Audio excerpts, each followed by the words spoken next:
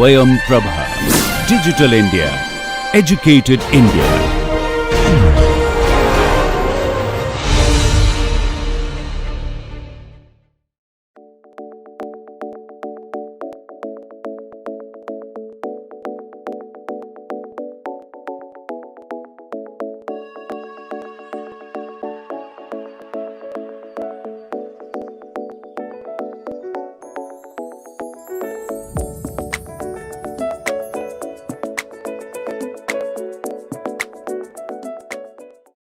Hello everyone, this is the lecture 5 of module 12 and this is the last lecture of this module and also the last lecture of this entire course.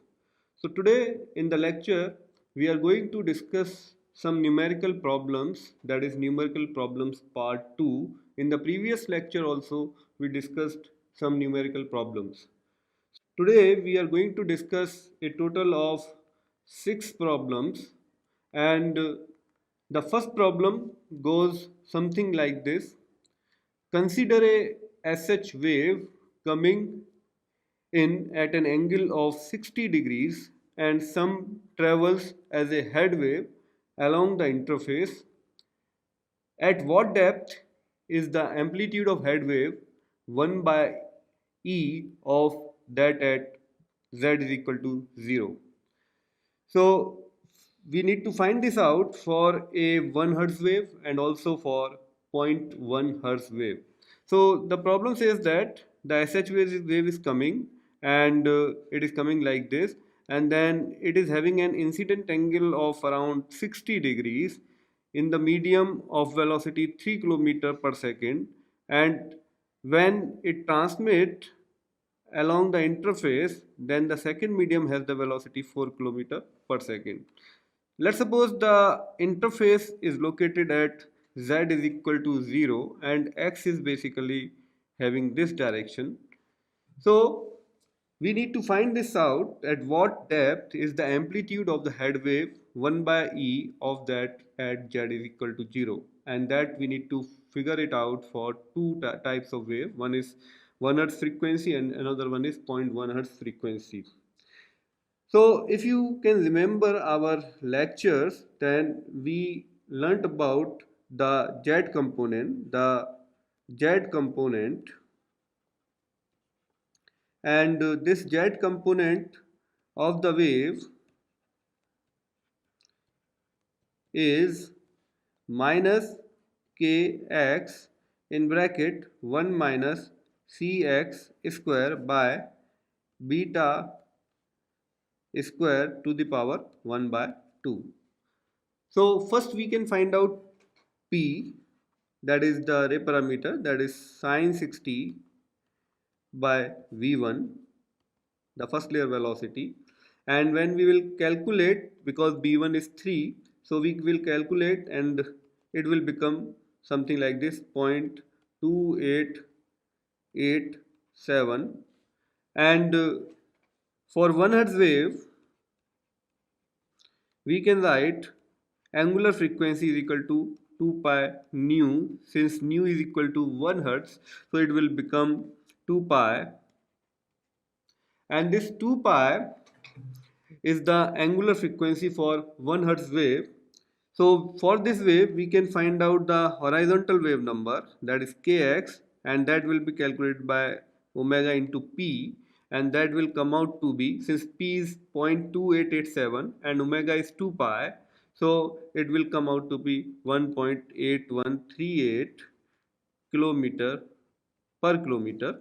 And likewise we can calculate the vertical wave number, that is k in subscript z, and that will come out to be omega eta or neta, and that will be equal to, so neta we can calculate here, so neta is equal to cos 60 degree by V1, and that will be equal to 0.1667, since V1 is equal to 3 km per second, and this kz, that is equal to omega neta. When we will calculate, omega is basically 2 pi for 1 Hertz wave, and this omega neta will become 1.0472 per kilometer. Now we can repeat the similar calculations for zero point 0.1 hertz wave, 0.1 hertz wave, and when we'll do so, then the angular frequency will be 2 pi nu again, and we know that the nu is 0.1, so it will be 0.2 pi, and then we can calculate the kx, that is omega p, and that will come out to be 0.1814 per kilometer. Likewise for kz, that is omega neta, that is equal to 0.1047 per kilometer. And if we want to calculate the apparent horizontal velocity, that is Cx, that is equal to 1 by p, then we can calculate it for 1 hertz wave, that is equal to 3.4641. So now the question is amplitude. What will be the amplitude at 1 by e? So what will be the depth at which the amplitude will be 1 by e? So for that purpose we can write amplitude will be at 1 by e when minus kx 1 minus cx square by beta 2 square. So here also it is beta 2. So beta 2 square to the power under root z, that need to be equal to minus 1. So this amplitude will decay to 1 by e when it will be equal to minus 1. So when we solve it, then z is equal to what we will get? We will get z is equal to 1.1 kilometer for 1 hertz wave, and it will be equal to 11 kilometer for 0.1 hertz wave.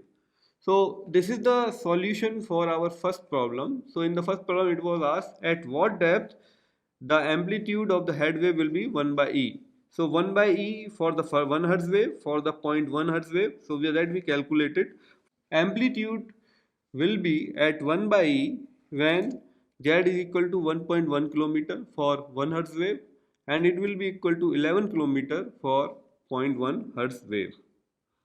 Now let's move on to solving a next question, and in the next question it is asking that for a Rayleigh wave calculate the depth at which the ux, the displacement in the x direction, will be equal to 0 as a function of lambda, where kx, the horizontal wave number, is equal to 2 pi by lambda. So if you remember when we solved the derivation for the Rayleigh wave, the displacement, so the displacement ux was basically that we calculated was a kx in bracket exp exponential and minus 0.85 kxz minus 0.58 exponential in bracket minus 0.39 kxz, that we derived the horizontal displacement for the Rayleigh wave. So for this, so this basically given this is equal to 0, so we can keep it as 0. Now we need to calculate the depth at which the ux is equal to 0 as a function of lambda that we need to calculate. So what we are going to do, so for this to hold at all t, that means time, the exponential, so when it will become 0, then exponential of minus 0.85 0.85, so this is 0.85 kx z will be equal to 0.58 e to the power minus 0.39 kx. I'm sorry here. So it should be, yes. So minus 0.39 kx z. So now you can take the logarithm of the both sides, then it will become minus 0.85 kxz, that is equal to ln 0.58 plus in bracket minus 0.39 kx and z. This will be like this. So when you will solve this, then it will become z is equal to ln 0.58 divided by minus 0.46 kx, and that will come out to be ln 0.58 lambda x divided by, because kx is equal to 2 pi by lambda x, so this will be 2 pi in bracket minus 0.46. So this z will be equal to 0.1885 lambda x. So this is the answer. So the relative, the depth will be this 0.885 lambda x, where the displacement ux will be 0. Now let's move on to the next question. And in the next question, we are going to do calculation for the moment tensor. And the question is asking how the moment tensor for a vertical dipole can be decomposed into an isotropic source and a CLVD. So basically, an isotropic source, an isotropic source has the basically has the same eigenvalues,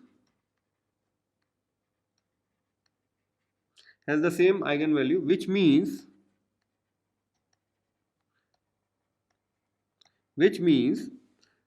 the same values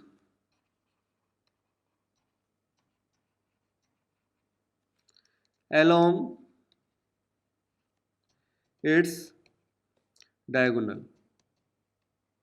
So all the diagonal element for the isotropic source should be same and they will be similar. And for a CLVD source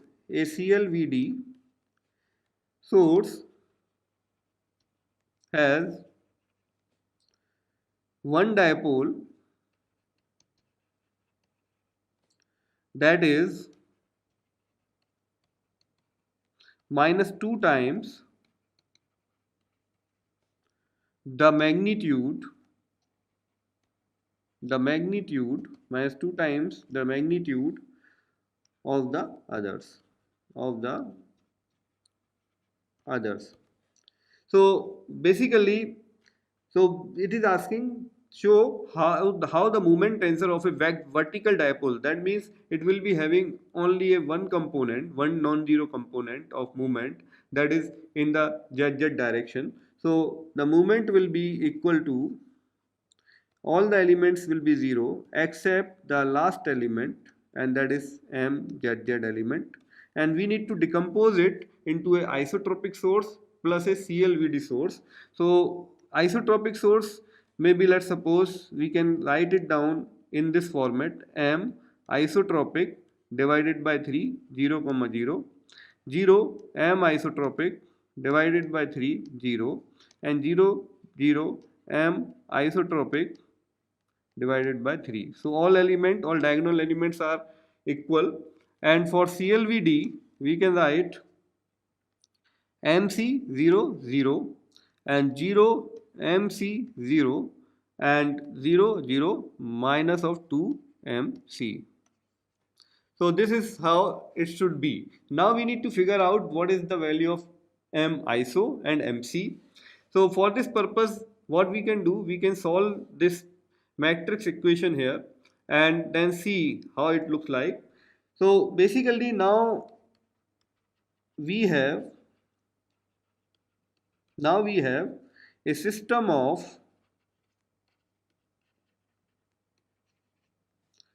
equations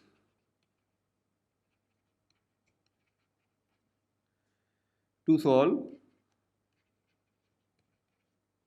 So when we figure this out, when we solve the matrix, then it will become m iso plus 3 by 3 plus mc is equal to 0. This is the one equation which implies that mc is equal to minus 1 by 3 of m iso. So this relation, first relation we got, and another relation that we will get m iso by 3 minus 2mc, that is equal to mzz, and and there will be one more relation that we will get, and that will be like, let's write it down here, m iso divided by 3 minus 2, and this mc can be replaced by this particular relation, minus 1 by 3 m iso, that will be equal to mzz. So when we will solve this, then it will say m iso is equal to mzz. So now we can plug these things into this equation here, and then we can write down m is equal to 0 0 0 0 0 0 and 0 0 mzz, and that will be equal to, since m iso is equal to mzz, so we can write down mzz divided by 3 0 0 0 mzz divided by 3 0 and 0 0 mzz divided by 3 plus, and if you look at this has mc, so mc we know is equal to minus 1 by 3 m iso, and m iso is equal to mzz, so we can write down minus mzz divided by 3 0 0 and 0 minus mzz divided by 3 0 and 0 0 and 2 mzz divided by 3. So this is the equation we are getting it here, and then you can see this vertical dipole has been decomposed into its isotropic component and the CLVD component like this. Now let's move on to the next question that we are going to solve today, that is for the PG and the PN waves. So this is the question here that we are going to solve it for. And before we solve it, there is one another question we have, that is, a love wave has a back azimuth of 270 degrees. On what channel the seismometer would be the energy be recorded, either on east component, north south component, or the jet component? So what is given in this question? The love wave has a back azimuth of 270 degrees. So that means the love waves that is recorded at a receiver is located in the western direction. So you can see like this is the source here, and since the source to receiver direction is 270 degree, so in the anti-clockwise fashion, here will be the receiver then. So here is the receiver, here is the source, and line will be joined, and this is the 270 degree back azimuth direction. And since the wave will be coming having the motion something like this, because the love wave it is, so it is predominantly having the SH wave motion, and it will be perpendicular to the travel direction, so it will be having its displacement in this direction. So basically the wave will be recorded in the north component of the seismometer, because it is the north direction. Now let's move on to the next problem. And in this problem, a figure is given which is a reduced time plot. So you can see that use the data from the refraction experiment in the figure to find the crust and the mantle velocities and the crustal thickness. Remember that this is a reduced travel time plot. So you can see that reduced travel time plot means time minus x by v, x by 6. So 6 is some velocity that they have taken by which they have reduced the travel time plot here. And we for finding the crustal velocities we can use the arrivals that are pg. So pg arrivals we can use. So let's start the question here. So what we are going to do, we are solving it first for crustal velocity, for crustal velocity. And for crustal velocity we will use pg waves. So at around 80, so this PG is basically intersecting at this point and at particular this point here. And when we put it down and find out the value of x onto this here onto the x-axis, then what you will find at x is equal to basically 117, the value of t reduction, or you can say t reduction, that is given. So value of t reduction you can find out by just simply looking it in here, and t reduction is around 0.45 second. This is 0.45 second somewhere here, and I'm sorry, it is 0.7 seconds. Likewise you can find out this particular point here. So let me draw it again. So this particular point will be somewhere here. This point is 0.7 second, and likewise we can find out this point also. This is 0.45 second. So this point is around 80 kilometers. So x is equal to 80. The t reduction is 0.45 second. Now let's move further. So we know, as you can see, the t reduction is t minus x by 6. So we can write down t reduction is equal to t minus x by 6, and then using this we can write t is equal to t reduction plus x by 6. So now for t1, that is basically 0.45 second plus 80 by 6, x is equal to 80 by 6 is equal to 13.7833 second it will come. Likewise you can calculate t2, that is 0.7 second plus 80 by 6, 117 by 6, because if you look at, this is actually 117 somewhere it is, so which is 117 here. So this is 117 by 6 and it will come out to be 20.2000 seconds. And now you can calculate the slope of PG wave, that is basically nothing but T2 minus T1 divided by x2 minus x1. So T2 and T1 that we have already calculated, and x2 and x1 are 117 and 80. So it will come out to be 0.2292 second per kilometer. So crustal velocity is 1 by slope, and that is equal to 4.36 kilometer per second. Likewise for the mantle you can use the PN waves, and there you have the PN waves. So these are the PN waves here you have, and using this you can find out.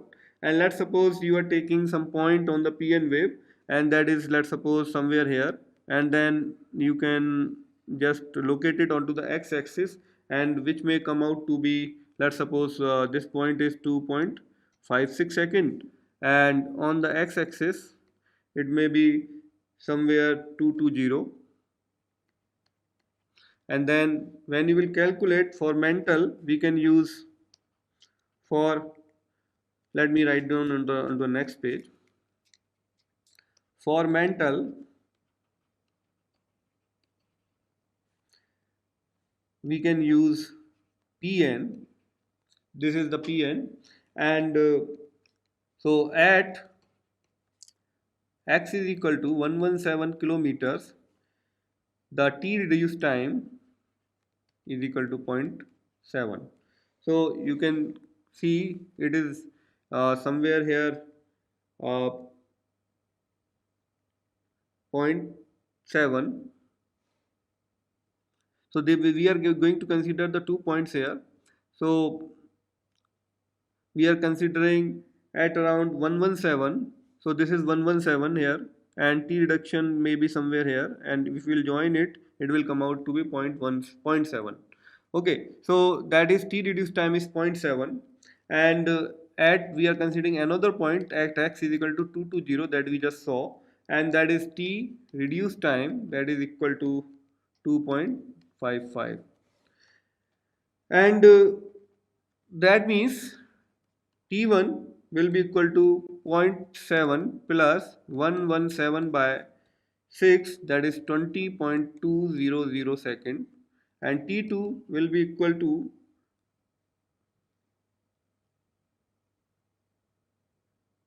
minus, this is actually minus 2.55 plus 220 by 6, that is equal to 34.1167 seconds.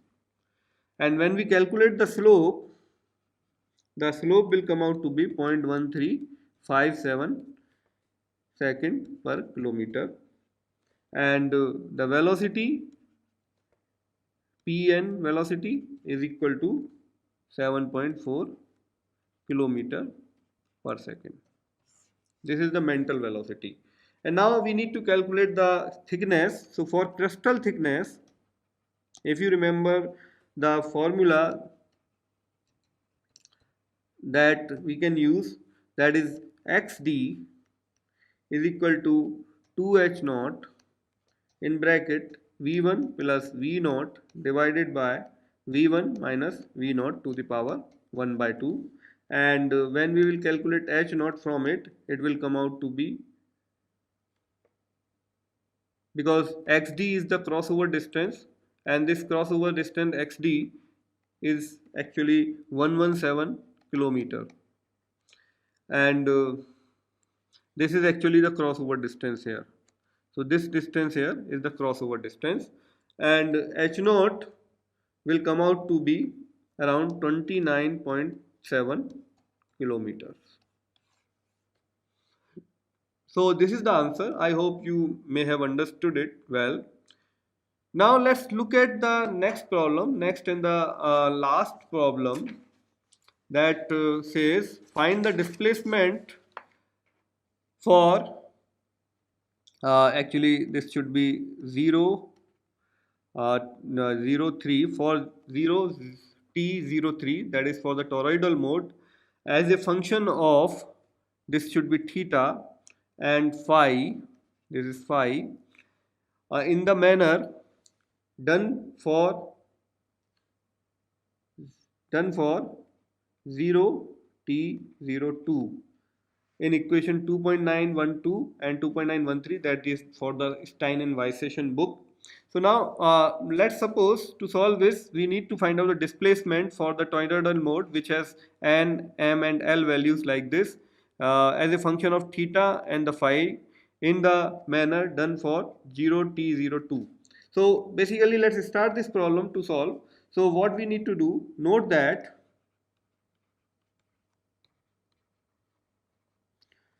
modes are typically referred to in this format,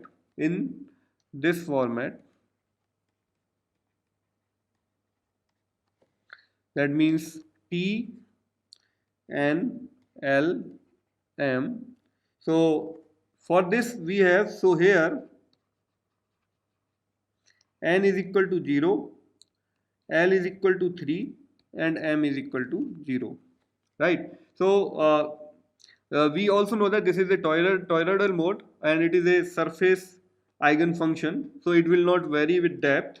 So therefore we don't need to basically worry about the value of n here. This value we don't have to worry about, and the formula for t r comma theta and phi can be written as TL m, that is equal to in bracket 0 comma 1 by sine theta, and then del y L m theta comma phi y del phi comma minus del y, and that is, let me write it out again, del y L m theta comma phi divided by del theta.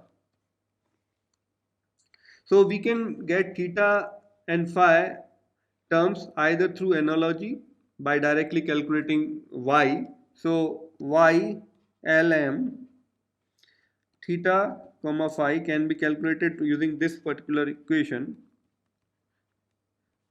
and that is 2l plus 1 divided by 4 pi and 1 minus m factorial divided by, sorry, this is L plus m factorial, and then PLM cos theta e to the power iota m phi. So basically, so for m is equal to 0 and L is equal to 3. So because you know this, here you have m is equal to 0 and L is equal to 3. So for this we can calculate the value of y. This value we can calculate here, and that we need to calculate y3 0 and theta comma phi. And so for calculating this you need to just put in the value of L and m. L is equal to 3 and m is equal to 0. So this will become minus 1 to the power m is 0, so this will be 0, in bracket it will be 7 by pi 4 pi, and that will be L minus m, that is L 3 minus 0, so 3 factorial divided by 3 plus 0, 3 factorial, and to the power, this should be 1 by 2. So to the power 1 by 2, and this P30 in bracket cos theta, and then e to the power iota m is 0 phi. So now this y30 as a function of theta and phi will come out to be under root of 7 by 4 pi, and that is P30 cos theta. Okay, so now we can calculate this P30 value we need to calculate. So P30 can be calculated using a equation that is we have discussed. So where basically u theta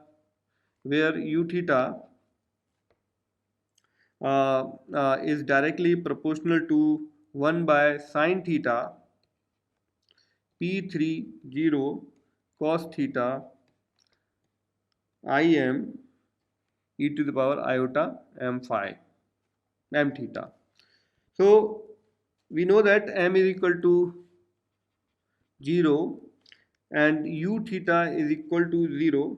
So we could calculate P30. This we can calculate. So P30 using this can be calculated using the equation PLM x, that is equal to in bracket 1 minus x square to the power m by 2 divided by 2 to the power L factorial, and in bracket you have d L plus m by d x L plus m and x square minus 1 L. So that you can calculate, and then you can find out the value of P30, where L is 3 and M is 0. So for calculating this, you can just incorporate the values in, and then you can calculate this P30 x value, and that will be basically coming out to be 1 minus x square to the power m by 2, that is 0, divided by 2 to the power L, that means 2 cube, 2 cube 3 factorial, so 2 cube 3 factorial, and then bracket close. Next, d cube, so L plus m is cube 3, so and dx cube, and then x square minus 1 to the power L, L is 3, so it will come out to be like this. And then what you will get here, you will get that will be equal to, basically I am writing it directly here, it will come out to be 1 by 2 5x cube minus 2x. It will come out to be like this. And then what we will do in here, we will substitute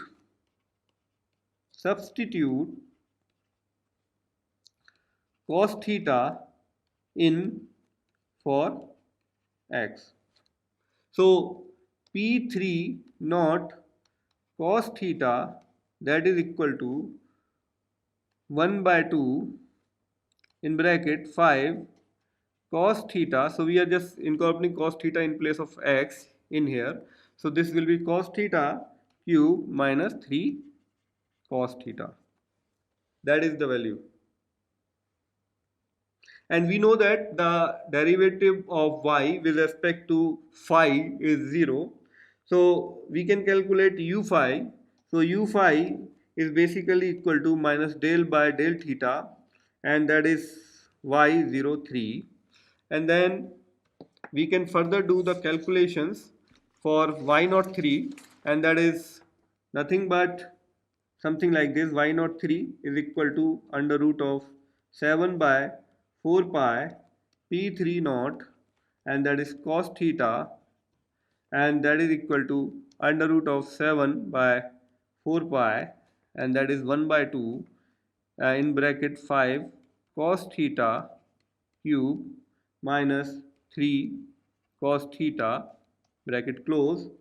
And when we incorporate this into this equation, then u phi can be calculated, and it comes out to be minus del by del theta in under root 7 by 4 pi, this thing 7 by 4 pi in bracket, sorry, it should be 7 by, you can write this 1 by 2 go inside of the under root, then it will become 16 pi, and that will become 5 cos theta cube minus 3 cos theta, and that will be equal to minus under root 7 upon 16 pi, and then in bracket it will be 15 cos square theta sin theta minus 3 cos theta.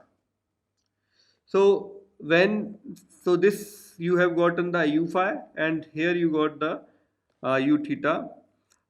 This u theta was 0. So now you can calculate the TLM by incorporating the value, and that will be nothing but 0, 0, and the value that we just find out for u phi minus of under root of 7 by 16 pi, and then in bracket 15 cos square theta sin theta minus 3 cos theta. So this is the answer that it was asking for. So find the displacement for 0 TL3 as a function of theta and phi. So as a function of theta and phi, we have calculated it. So this is the answer for this particular question. So basically this was the last question that we wanted to discuss today, and these are the references. Thank you so much. Bye bye. I hope you have liked the entire module 12 and also the entire course. Since this is the last lecture of this entire course, I hope you have enjoyed thoroughly the all the modules of earthquake seismology course. So thank you so much for attending this course. Bye bye. Have a good day.